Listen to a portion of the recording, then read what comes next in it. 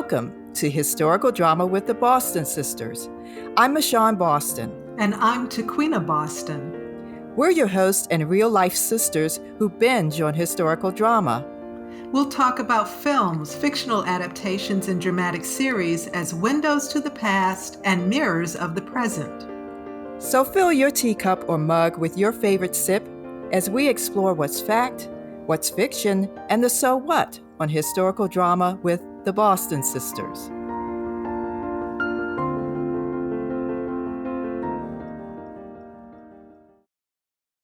I'm Michon Boston. And I'm Taquiena Boston. As real-life sisters who binge on historical drama, we've been asked by podcast listeners what series Michon and I are watching. In this podcast, we're highlighting the Apple TV Plus drama, The New Look. Inspired by real events, The New Look dives into the world of haute couture amidst the turmoil of World War II. We're excited to share our perspectives about The New Look. If you want to know more about historical dramas that Taquiena and I are binge-watching or are binge-worthy, go to our webpage at michonbostongroup.com/Boston Sisters or our Instagram Linktree link at Historical Drama Sisters and sign up to get our newsletter. Created by Todd Kessler, The New Look is set in the final months of the Nazi occupation in Paris during World War II. The series interweaves the complex choices of two iconic fashion designers who ultimately would change fashion forever, Christian Dior, played by Ben Mendelsohn, and Gabrielle Coco Chanel, played by Juliette Binoche. Christian Dior is a rising star poised to revolutionize fashion. He shares an apartment with his younger sister, Catherine, who's played by Maisie Williams. Catherine is a fierce resistance fighter who puts her life on the line to liberate her country and win the war. Christian's apartment becomes a secret meeting place for Catherine and her fellow resistance friends. While on a mission, Catherine is arrested and tortured by the Nazis, then sent to Ravensbrück Women's Work Camp. Knowing the deadly brutality of the work camps, Christian Dior is frantic about his sister's imprisonment and willing to give up everything to find her and bring her home alive. Meanwhile, Coco Chanel struggles to maintain her reign as a fashion powerhouse. With the help of a friend with Nazi connections, Chanel rescues her beloved nephew André, played by Joseph Olivnes, a prisoner of war. Chanel later learns that her business partners, brothers Pierre and Paul Wertheimer, played by Charles Berland and Jerome Robert, have secretly fled occupied France with their families to escape a certain death under the Nazi occupation. Her business partners also take the Chanel company and its operations with them without Coco Chanel's involvement. Desperate to reclaim her namesake business and a larger percentage of the profits from her iconic No. 5 perfume, Coco Chanel works with the Nazis who want to use her personal connections to Britain and Winston Churchill. But as Paris is liberated by the Allies, Chanel faces the consequences of her Nazi collaboration. The series also includes fashion power players like Lucienne Lelong, played by John Malkovich, Cristobal Balenciaga, played by Nuno Lopes, future post-war power players Pierre Belmain, played by Thomas Poitevin, and Pierre Cardin, played by Elliot Margaron, and the influential United States Harper's Bazaar editor Carmel Snow, who's played by Glenn Close. Carmel Snow has the power to crown the next fashion royalty. These individuals all navigate the dark realities of war for political and creative freedom. Above all, creativity is the art of survival and the start of new beginnings. Just a reminder, this podcast contains spoilers. For the most part, the series stays true to the history of the events, but if you're not familiar with this chapter of World War II history and or haven't seen the series, you may want to save this podcast until after you started watching The New Look.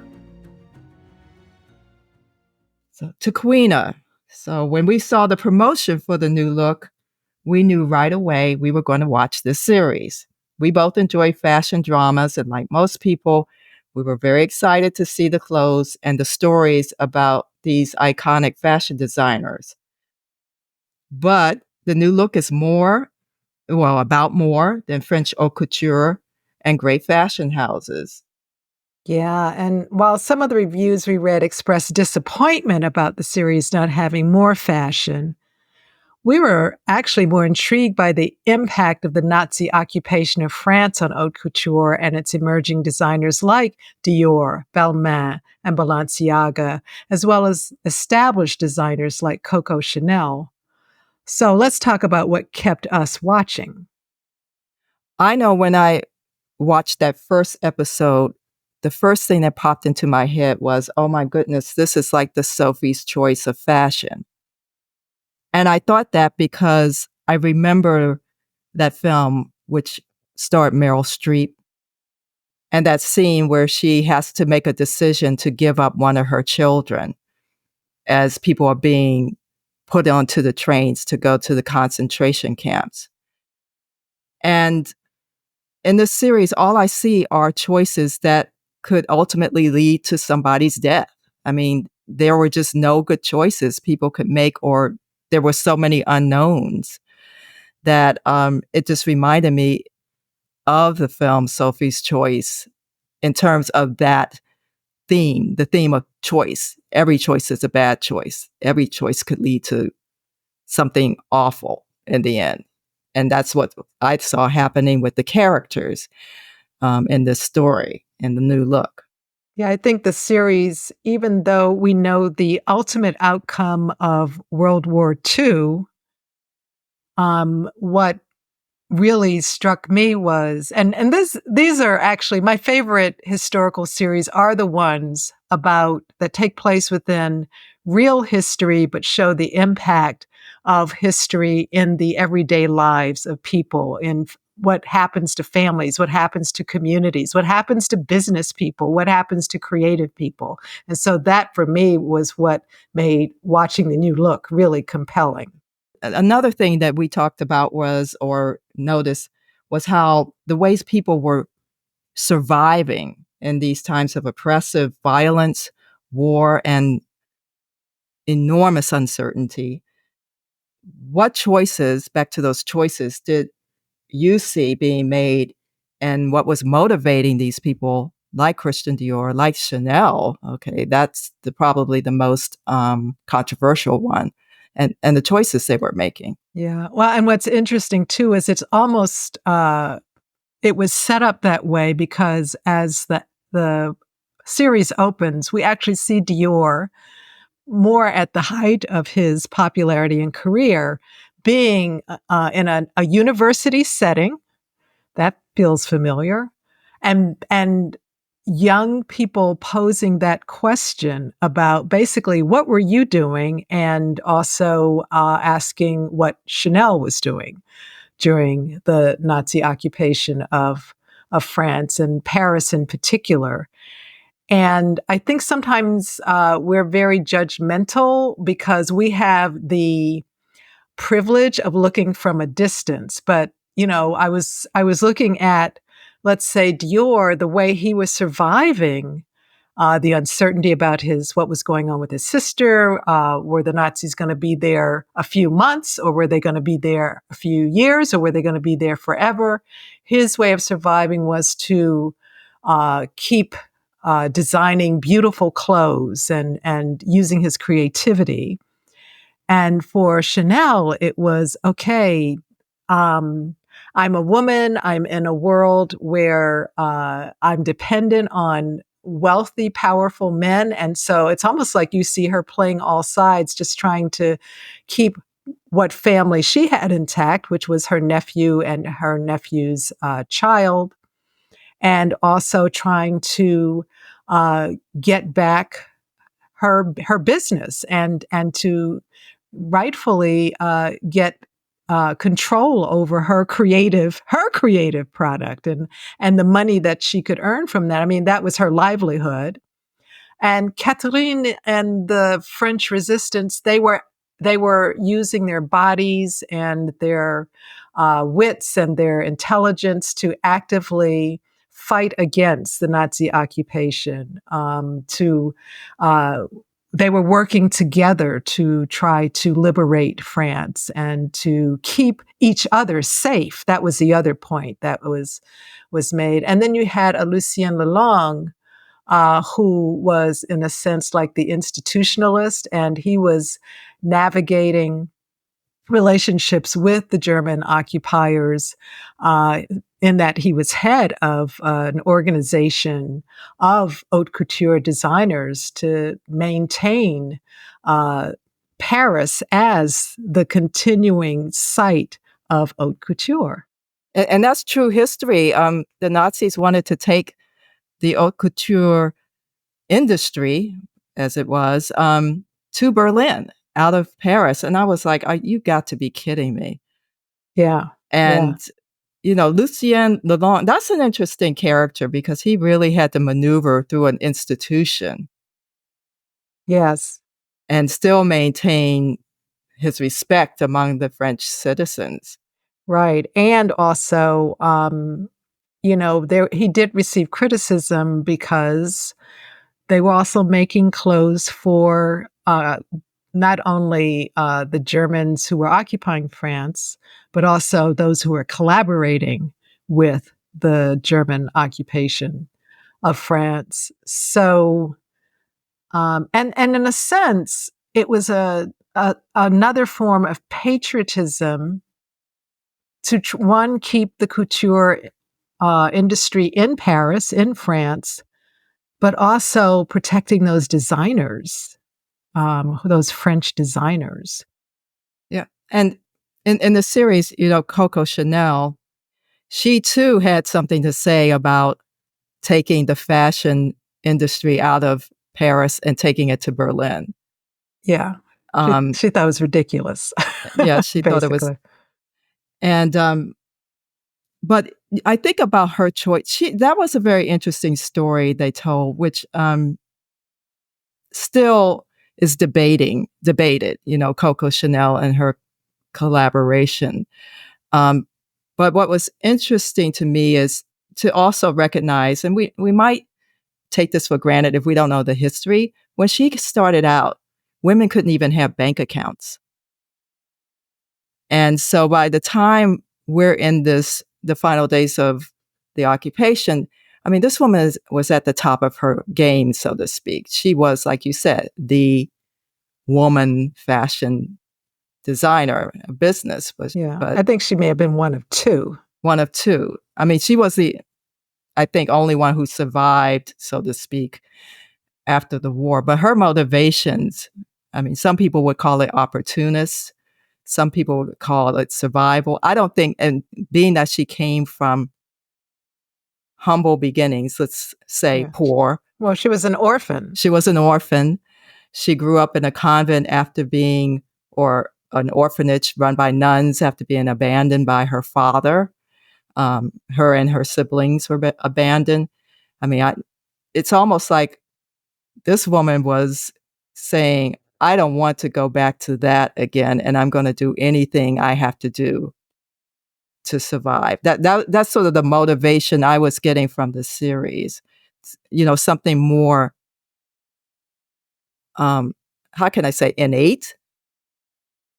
I don't think it was just that, it's about my business and money. It really was, her business was her survival. Right. That's the way that she had to not only support herself, but support her family. And by then she was financially, in a way, independent, which was a big accomplishment for a woman.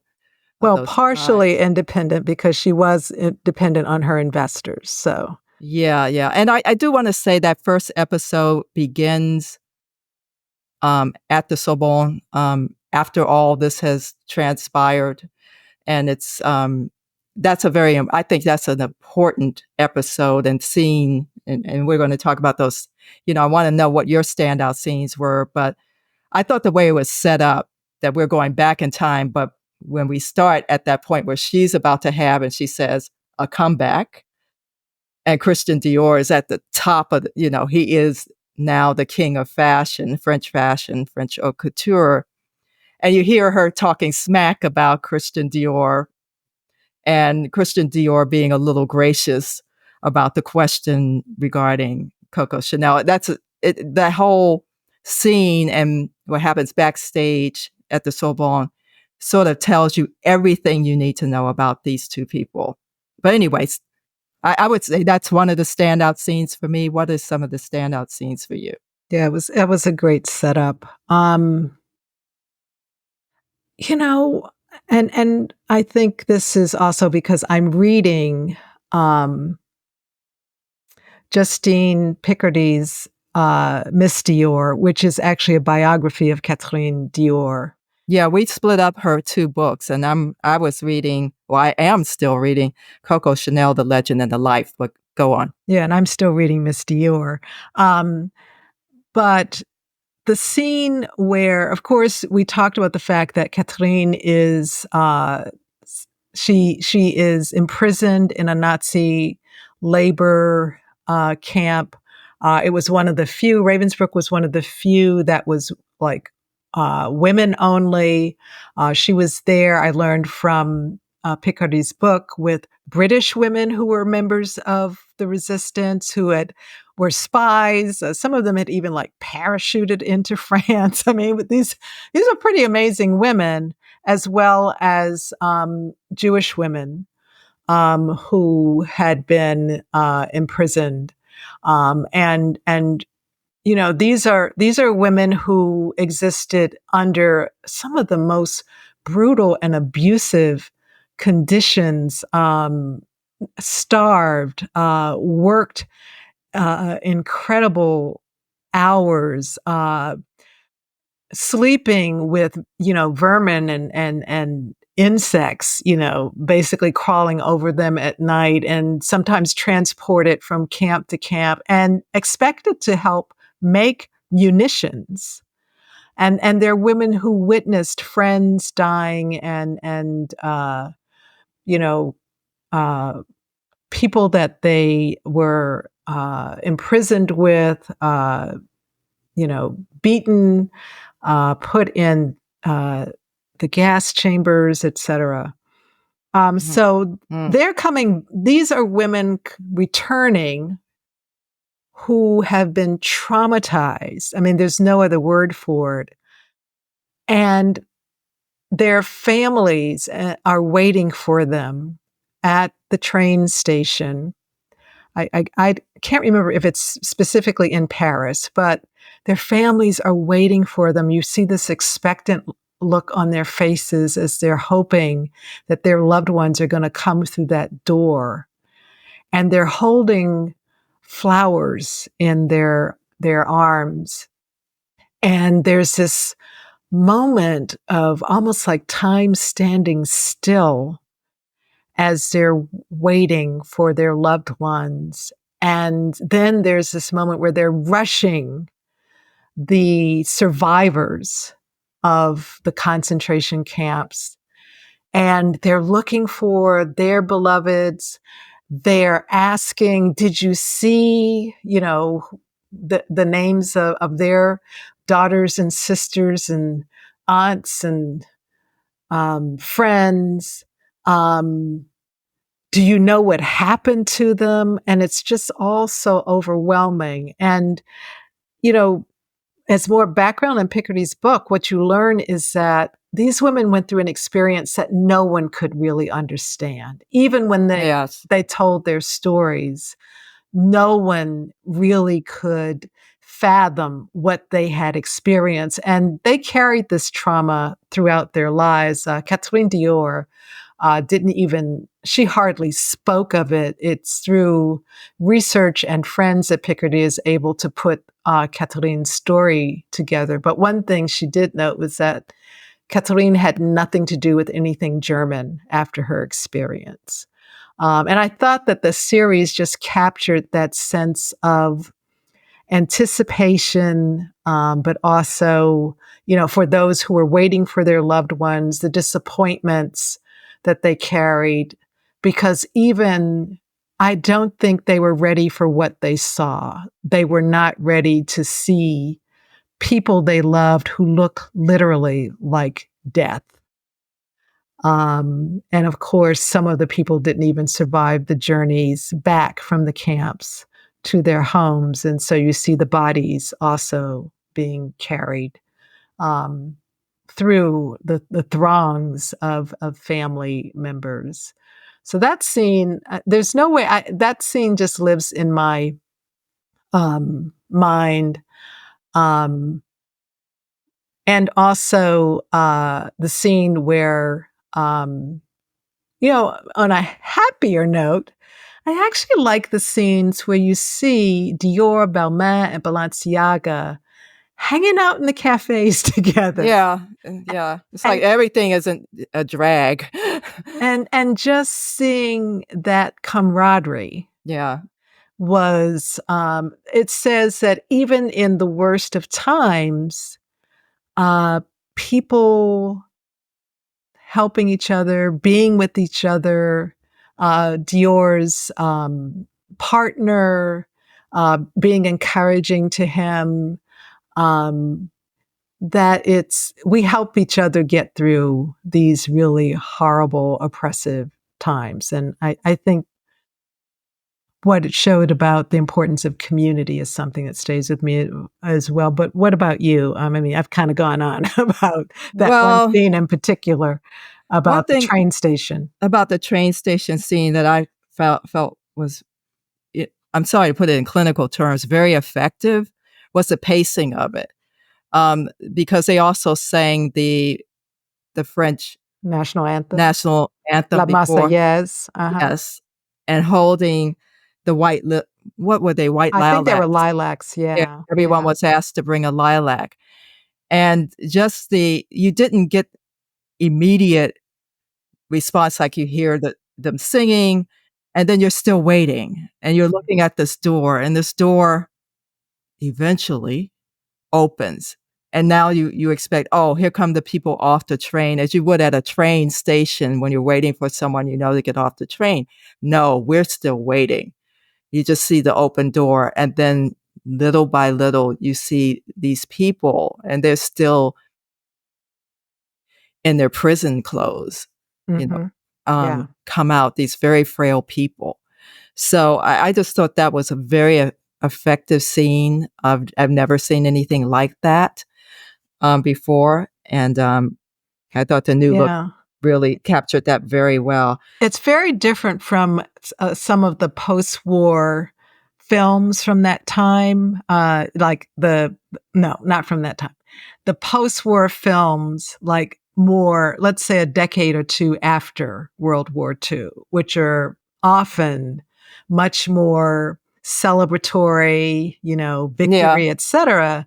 But I think even from films like Saving Private Ryan, we have moved away from that victory, triumph story to here's what really, this is how people's lives are affected. This is the real impact of war and violence and injustice and oppression on human lives. Yeah, I saw Saving Private Ryan when it came out, and I said, this is the game changer.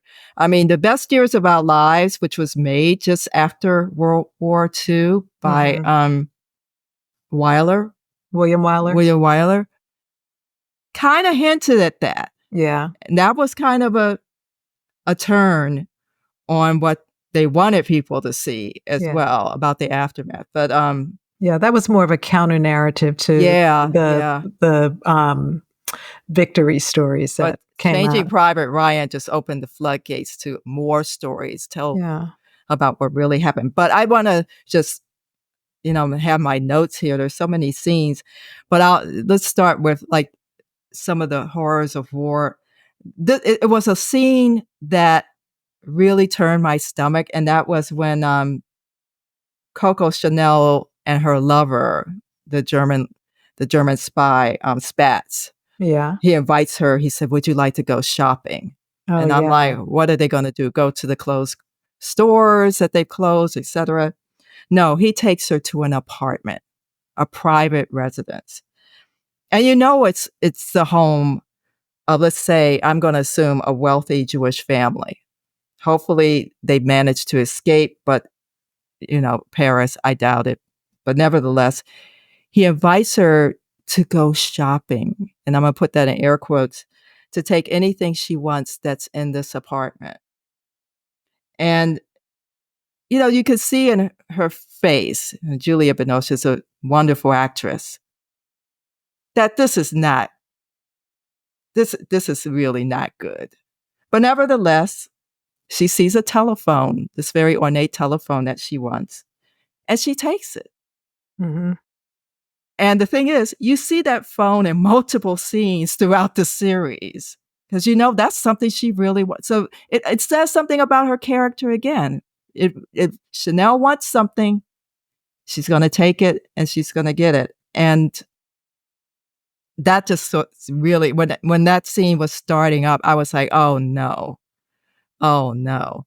And I knew what was coming. You've been enjoying Historical Drama with the Boston Sisters, a podcast where we talk about historical drama series and films as windows to the past and mirrors of the present. Visit our webpage at michonbostongroup.com/Boston Sisters. Share this podcast. Join our historical drama community by signing up for our newsletter to stay up to date on future episodes and bonus content.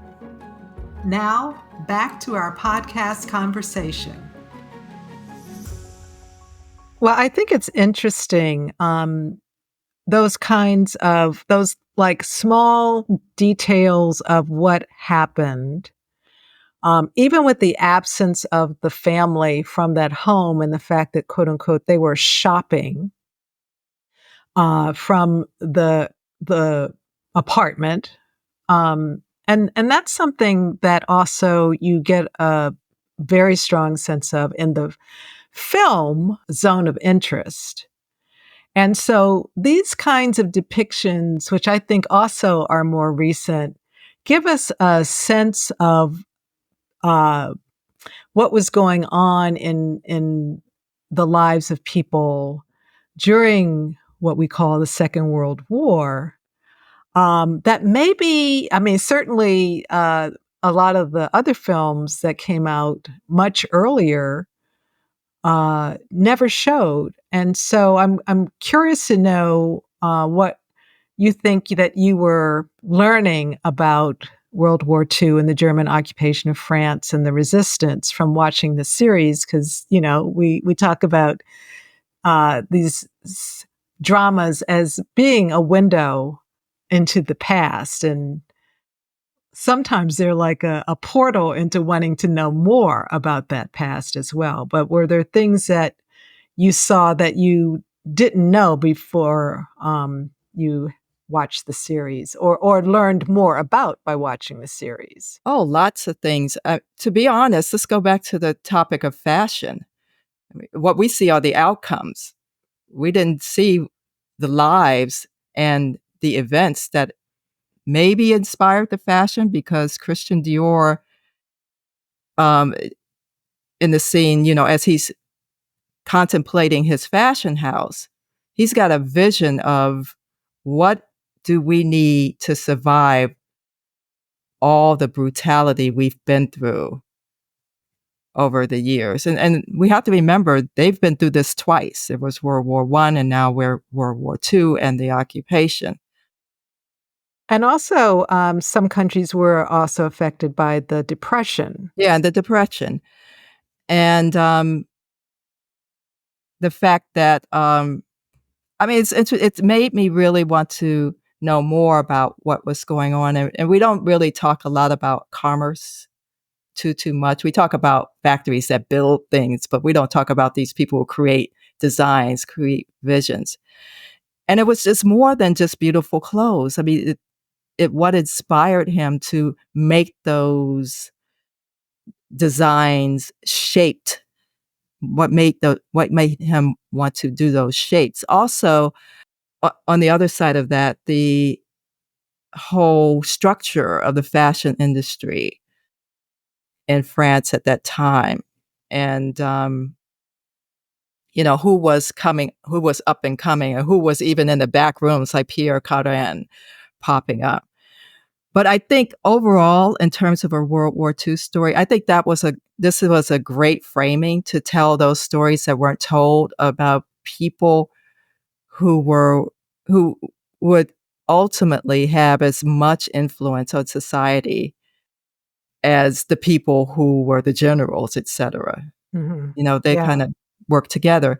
But on a people level, it showed me that even when you're on the right side of history or the right side of the war, as the resistance fighters were, when the liberation came, things were still very ugly. But for the people who were either suspected of collaboration or who were actual collaborators or seen as collaborators for maybe, being a barber who shaved one of the Nazi soldiers or officers.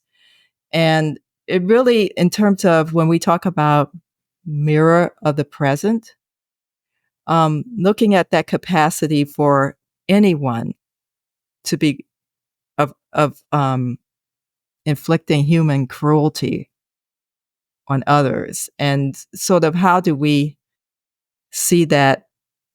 How do we pull back from that a little bit? But still, we need the justice has to happen. Yeah, it made me understand that period as one of really traumatic. It was trauma not only for those who were captured and imprisoned and beaten and starved during the resistance, but it was trauma for their families who had to wait for them, not Yeah, knowing what was going on, and also living through the shortages of many kinds. And you said something, Michon, when we were talking about the series and that it was not as much fashion as some folks wanted, about the fact that the reality was there were shortages right. of How can you of have fashion without fabric? yeah, there were real shortages of the materials, the beautiful kinds of silks and satins and velvets, et cetera, that are at the heart of haute couture at that time. And so what do they do? I mean, talk about being creative. They stage like a miniature fashion show at the Louvre and have these designers from the House of Lelong. Of course, there was the All the haute court, couture people, yeah, designers, but not Chanel. but not Um, Chanel. design clothes on basically dolls Yeah, I guess, about the size of a Barbie doll. and create these scenes. And it was Jean Cocteau who created the backdrops for it, very theatrical. But they said, I think, like, I forget how many. I don't know if it was at least hundreds of thousands of people came Yeah, the series does to drop see. some factual pieces into it And like that. I think I read that ultimately maybe 2 million people saw, because it went to Britain as well. Yeah. Again, it Um, was creating a vision yeah, of what can be. yeah, and trying to help people, trying to restore a sense of. I think Dior even talks about beauty. Yeah. And there's a scene where he's talking with his brother who's in the asylum, and his brother tells him about the light emerging from the darkness. And the way it's set up in the series is that inspires Dior as he's searching for the silhouette, the quote unquote, what Carmel Snow actually names the new look, through that conversation with his brother. And, the other thing that's interesting, there was controversy about Dior basically taking women back to corsets and very padded Yeah. clothing. But I learned that Dior also was, Dior had studied architecture. And so his dresses really were architecture. They were putting the shape on the female body. Chanel, of course, was known for liberating the female body, liberating women from the corsets. But uh, I think that particularly considering many women, even if they weren't in the camps, because of all the shortages of food, et cetera, were, and very emaciated. The dress was a way of, I guess, kind of compensating for. yeah, compensation. Yeah, that's the term. Well, also Chanel's style did not appreciate hips. Well, that's true. That's true. It was a little bit of reinforcing that early flapper, no hips, no bust, right, kind of aesthetic. Yep. Yeah. Thinness. Yep. Let's Thinness. just say it. Thinness. That's what that was about. And when I think of Dior, I think about Aunt Henrietta, who used to kind of, she loved the hats, Mm-hmm. and she wore the A-line dresses. I mean, the skirts that come out. And I would not say that, she was being sent back to being demure, et cetera, and so forth. So, and to put it in Chanel's words, you wear the clothes don't wear you. I mean, Yeah. I'm just paraphrasing. I think that came from her. People can send corrections to that. But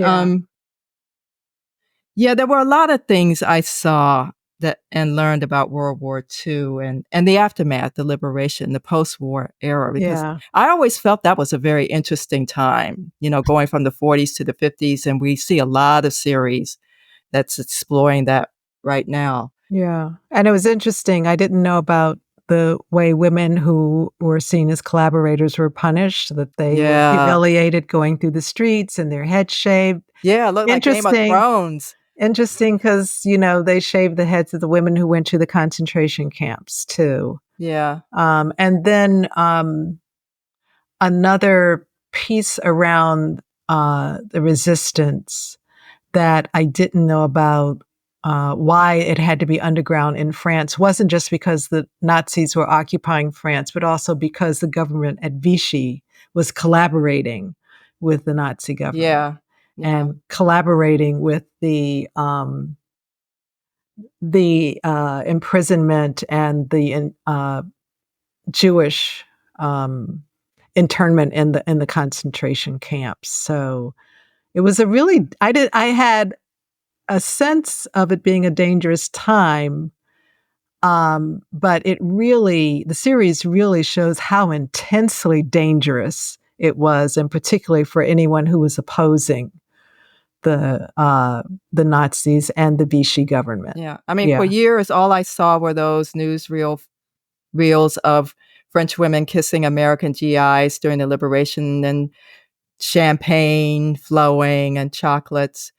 And in this, you have Coco Chanel and the new look giving out Chanel No. 5, to prop American up her GIs, to prop up her image so she doesn't get spat on. Samples, right? Yeah, samples. Yeah. But also, what this series, I know the creator, Todd Kessler, has said that, this series talks about that shade of gray. And for people who are looking for heroes and villains, even though this series, The New Look, I mean, there may be a second series, but we'll talk about that in a minute. It's about Christian Dior. If you're looking for the hero, I say it's his sister, Catherine. Yeah. In this series, even though we don't see her for some time in the series, but that presence, she's in his head, his worries, his anxieties, his creativity. And his reason for hanging on. Yeah. So she's a big presence in this series, an important presence. Yeah. So speaking of a second series, and Kessler definitely feels that, in fact, I think that Kessler mentioned something about creating this first series with a future series in mind. So if that happens, and we've done a little bit of this, like when we were talking about Pachinko in another podcast, if there is a second series, are there some particular stories that you hope will be included um, in a part two? Or is the new look a part two? It's kind of interesting to think about this. Okay, there has to be a part two because they already kicked it off in the first episode when we're at that point where Coco Chanel is going to have her comeback after 15 years. But I'm trying not to put spoilers, but where it ends, we also have to see, did she get her comeuppance? Yeah. She's got to be accountable for the things she did. And how did she survive Yes, that fall from grace is a question. yes, because Yeah. in the biography I'm reading by Justine Picardie, um, you get all of that. One thing I love about reading this book, it's I can start in any part of it, but definitely start from the beginning to understand her background of who she was um and who she became. But based on what I've been reading, yes, we have to see a series two. I know that it's probably going to lean towards her story. Um, Dior will rise. I hope Glenn Close comes back as Yeah, yeah, Glenn Carmel Close is Snow. She great. was Wow. really good. Yeah. I loved Glenn Close in this role as Carmel Snow, so she's got to come back. Yeah. And, I saw something, and I have to agree with whoever wrote this. I can't remember where it came from, but they're right. Who's gonna play Yves Saint Laurent?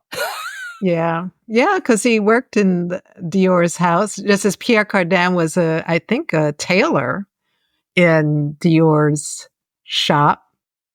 So we're gonna see the future stars in season 2 Yeah. who are going to rise maybe in the '60s and Yeah. '70s. And that's why I'm wondering, is part 2 really the new look part 2, or is it something else? Will it be named something else? But Yeah. we'll see. And So, Coco Chanel essentially would be rescued by the Americans. Yeah, yeah. the So irony. it'll be interesting to see how she digs herself out of the grave that she's made for Yes. herself. Yeah, so we talked about how this series, the new look, has expanded our understandings and about World War II And made us curious to and know made us more more. curious. And we want to definitely recommend the two books. You want to talk about the one you're reading, Miss Dior? Yes, I'm reading, this is Justine Picardie, and her book, Miss Dior, is a biography of Catherine Dior. It gives you background into the Dior family, as well as Catherine's relationship with her brother Christian, and Catherine's experiences in the resistance and in the being captured and imprisoned, and her experience coming back. She actually was honored by the French government, as a number of the French resistance uh, fighters were women. I'm only up to the section where they talk a little bit about the trials of the collaborators and what is both I would say, a window to our past, but also a little bit of a mirror of the present, is that a number of the corporate CEOs who supported the Nazi military and the Nazi government and made lots of money in that support. Some of them went to prison, but they got uh, reduced sentences, and even their wealth was restored to them, or they went on to build other businesses that were highly profitable. That was a little disappointing. But the book is a wonderful account of Catherine's journey. There are also, what I like about Justine Picardie's biographies is that she does include images. She has photographs of Catherine and the Dior family, but she also has photographs and reproductions of some of the promotional materials from Dior, perfumes, and even a few photos from that fashion show with the dolls Hmm. are included. So you get, it's almost like I think if she could have put scent in the book, you would have had almost like a total sensory Immersive. experience, immersive experience. But she really brilliantly immerses you in the world of the Dior family, of Catherine, of haute couture, of the occupation in France. Really did her homework, and it's a very interesting read. Well, one thing the author has is really excellent access to source materials and the people who have these source materials, and that's what you get in Coco Chanel, The Legend and the Life. I'm reading the new edition. There was one published earlier, but this one has additional photos never before seen. I think it was tied in. The new edition was released at the same time that there was an extended exhibit about Coco Chanel in the UK. But the book is excellent, and like the new look, it's the emphasis is not fashion. Right. Yeah. The Yeah. emphasis is this woman's life and the contradictions, because she was never very open with writers or even her own, if she entertained the thought of doing a memoir autobiography, the stories just would go in different directions.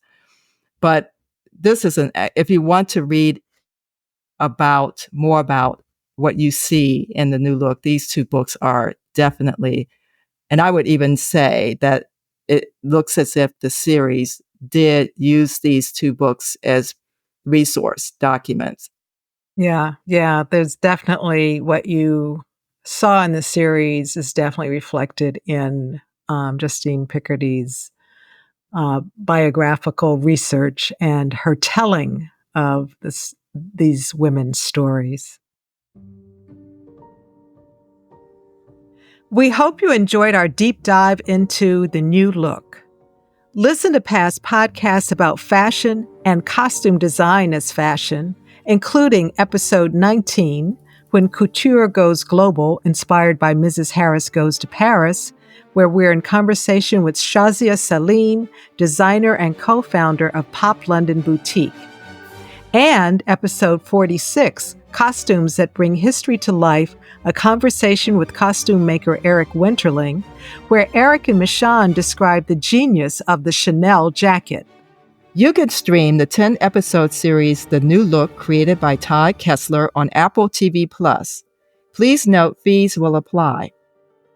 Go to our webpage at michonbostongroup.com/Boston Sisters and click on the affiliate bookstore link to purchase Justine Picardie's Coco Chanel, The Legend and the Life, and Miss Dior, A Story of Courage and Couture, and other titles related to this and other podcasts. When you buy a book, you support production costs for historical drama with the Boston Sisters and independent booksellers. We invite you to share this episode of Historical Drama with the Boston Sisters with someone you know who would enjoy the conversation. If you enjoyed this podcast, leave a review on Apple, or if you're listening on Spotify, please give us a rating. You can also write to us to include any recommendations for binge-worthy historical dramas at podcast@michonbostongroup.com. Sign up for our newsletter to learn more about binge-worthy historical drama series, future episodes, and bonus content. Subscribe to Historical Drama with the Boston Sisters and enjoy past episodes wherever you listen to your favorite podcast. This is Michon Boston. And this is Taquiena Boston. Thank you for listening.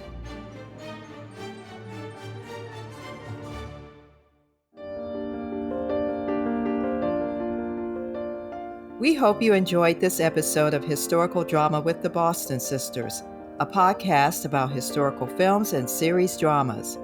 Visit our webpage at michonbostongroup.com/Boston Sisters. Tell us what historical dramas you're watching. Who knows? We may do a show about it. Sign up for our newsletter, subscribe to the podcast, and share it with the people you know who binge on historical drama. Historical Drama with the Boston Sisters is brought to you by the Michon Boston Group. The views and opinions expressed on Historical Drama with the Boston Sisters are those of the speakers and do not represent the positions or views of the Michon Boston Group, its clients, or affiliates. This is Michon Boston. And this is Taquiena Boston. Thank you for listening.